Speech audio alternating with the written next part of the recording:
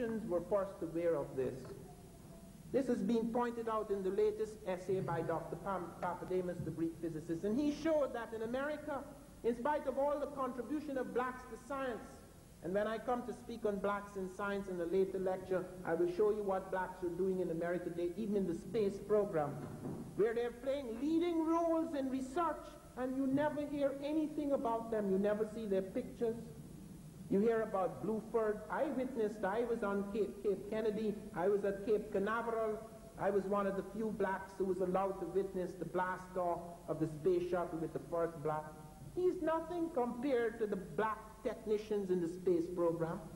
But those are the things that you're presented with. The major things are always kept on the cover.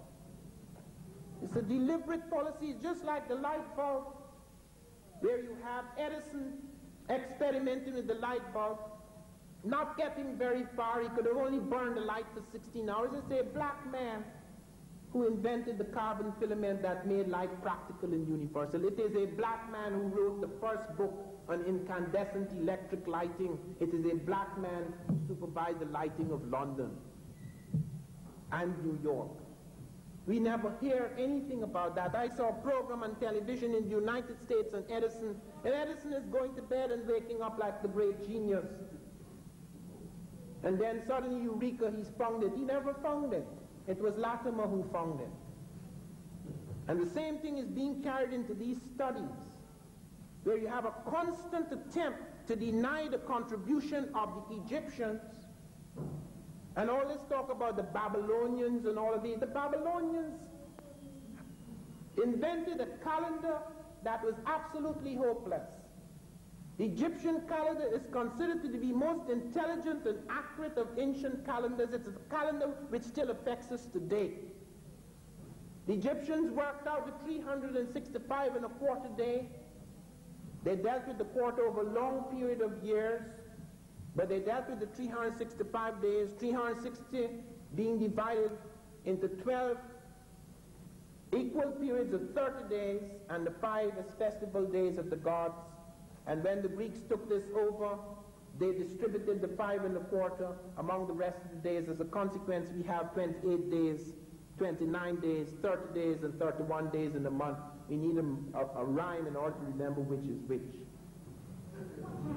And there are many things, the second of time, the second of art, which were invented by the Egyptians, even the 24-hour day, which we take for granted, even starting the day at midnight, comes from the Egyptians. So these were not people who were backward, and because they're found to be, and recently there's a whole new movement, now that there is more and more evidence that you have a far greater black predominance of the black type in Egypt.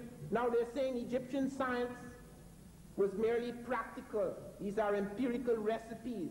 They did not have a theoretical science. Well, shake hand to the up. And I urge you all to get copies, because they will be sent to England for the first time. The latest book I have edited, Nile Valley Civilizations, which is based upon the Nile Valley Conference, which Dr. Finch had to bring about in Atlanta. You will see the brilliant case put up by Diop, with the mathematical papyri quoted in great detail to show how theoretical and advanced and complex was Egyptian mathematics, that it wasn't merely a practical science, not merely a science in which people merely arrived at things through the practice of dealing with practical problems. They had a theoretical science. And this had a profound effect on the Greeks. The philosophical notions too. You see essays by Naim Akbar in Nile Valley Civilizations, which shows the beginnings of the psychology of the conscious among the Egyptians and how it affected Western psychology in the early stages. You will see also the psychology of the unconscious among the Egyptians. These are people, bear in mind, who were not primitive in any sense. They had spent thousands of years. They had a long time in which to develop their sciences. I published in the Journal of African Civilization something I found from NASA. When I was at the Space Agency, I was informed by NASA that the Africans invented the first aeroplane. You don't know anything about that. And when was it? 300 years before Christ. It didn't have an engine. We don't know about that, but we know it was the first glider. And the NASA experts, they were just as skeptical as I was. They went to Egypt and they studied the model and they built a duplicate and they found it could fly. And they found that it had taken 25 years of aeronautical science in order to reach that level in our aeronautical science, in order to reach that level of precision, that was no toy, that they were actually experimenting with gliders. And this is not hocus pocus, this is actually recorded. You can see it in the Blacks in Science here. You can see the actual pictures, and you can see what scientists have said about it. These things strike us as great miracles so that we assume that this is just something thrown at me. There is not a single thing I am saying tonight that is not documented. Absolutely nothing. Because one of the tragedies we have had to face, and that is why I began my lecture in such a stance, one of the great tragedies we've had to face is that people love to say things without proof. They just have to pick up a little thing from somewhere and it's all over the place and they have no proof for it. There must not be this kind of thing anymore. We have reached that stage in the study of African history where we don't have to make hollow claims. The proof is there. And we have the scholars who are doing work in these fields that can establish that this is so. When we come to deal with other movements into Europe, I have been aware of several slight movements out. I will deal with the Carthaginian, I will deal with the Moorish thing, but I want you to be aware of certain things that are never recorded or are little known. It is recorded in a manuscript by Ibn Khatib al-Makari that around 1070 BC there was a famine in Spain, in that area, and that after that famine, which desolated a great deal of the population, Africans came in, an African group came in under a man called Batricus, fleeing from some African chief, and those Africans reigned in the middle of Europe. They reigned in Spain for 157 years. 11 African kings reigned in Spain for 157 years until they were thrown out, until they were overcome by other peoples.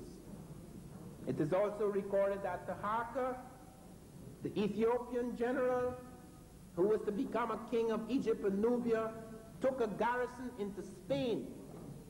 I remember when I presented that to Howard University, how one or two scholars questioned me about this, and I was able to show them that Dr. Barry Fell of the Epigraphic Society had presented evidence of cartouches, Egyptian cartouches in Spain earlier than that period, earlier than Taharqas, earlier the Shishongs and those Sorkans in the Libyan dynasties, the Libyco-Nubian dynasties, prior to the Ethiopian, the evening Ethiopian dynasty, the evening of great Egyptian dynasties. You have these cartouches of the kings, establishing that this trade was going on between Egypt and parts of Europe as early as that time. Adopted blacks, and these became quite famous. One of them, one black adopted by the Tsar of Russia, Peter the Great, was Abraham Petrovich Hannibal, not to be confused with the Hannibal of Carthage. This is a boy who was taken from Constantinople and he was brought into the royal family of Russia. He became a great engineer. He had to build an aqueduct, and he also became one of the great generals of the Russian forces. He gave his grandson was this Pushkin, Alexander Pushkin.